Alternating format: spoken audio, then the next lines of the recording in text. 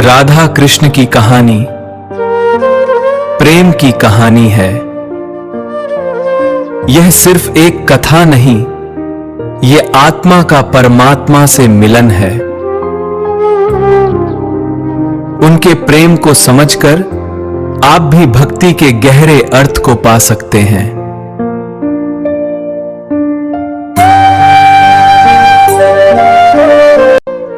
वृंदावन की पवित्र भूमि पर जहां हर कण में प्रेम बसा हुआ था, वहीं राधा और कृष्ण का प्रेम सबसे अनमोल माना जाता था।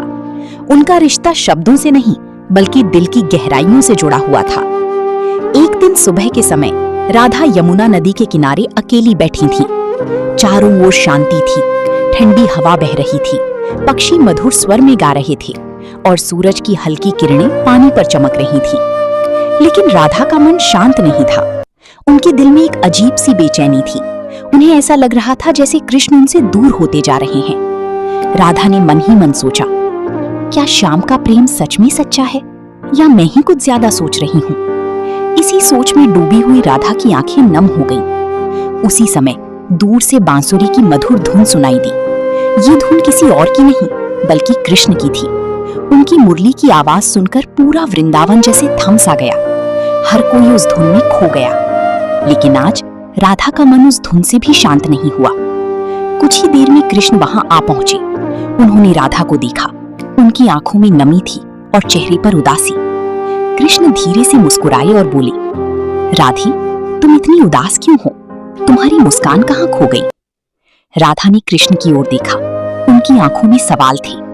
उन्होंने धीमी आवाज में कहा, श्याम, क्या आप सच में मुझसे प्रेम करते हैं या ये सब सिर्फ एक खेल है? ये सुनकर कृष्ण कुछ पल के लिए शांत हो गए। फिर उन्होंने मुस्कुराते हुए राधा का हाथ थाम लिया और बोले, राधी, प्रेम को शब्दों में नहीं समझाया जा सकता, उसे सिर्फ महसूस किया जाता है। इसके बाद कृष्ण ने अपनी मुरली राधा के हाथों में रख दी। उन्होंने कहा, ये मुरली मेरी पहचान है, लेकिन इसमें जो भी धुन निकलती है वो तुम्हारे बिना अधूरी है। मेरी हर सांस, हर धड़कन सिर्फ तुम्हारे लिए है। ये सुनकर राधा की आंखों से आंसू बहने लगे। उन्हें अपनी गलती का एहसास हुआ। उन्होंने भावुक होकर कहा, श्याम, मुझे माफ कर दीजिए, मैंने आपके प्रेम पर संदेह किया।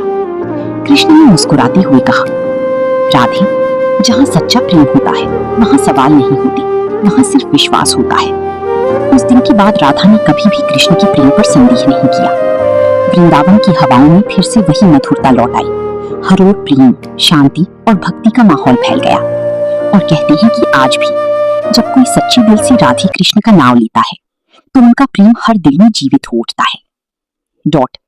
इस कहानी से हमें क्या सीख मिलती है?